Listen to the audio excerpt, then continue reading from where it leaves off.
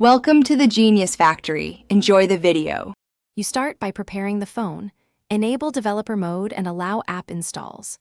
Once done, install a reliable remote desktop client and a file manager capable of extracting archives.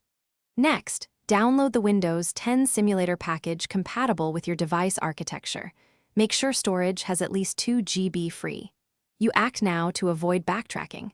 Grant storage and network permissions. Then extract the simulator files into a dedicated folder so the emulator can access them immediately.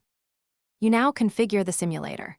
Open the emulator app and point it to the extracted Windows 10 files.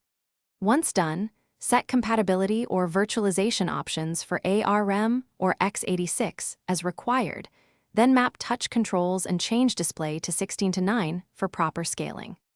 Make sure to allocate 1 to 2 GB RAM and assign CPU cores conservatively so the phone stays responsive. After adjusting input and network bridging, start the simulator and watch the boot sequence for errors.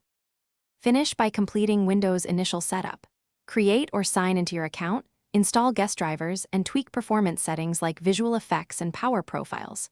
Once Windows is responsive, install essential apps and test touch and keyboard input. If the simulator freezes or fails to boot, try clearing the emulator cache, reducing allotted RAM, or toggling compatibility mode.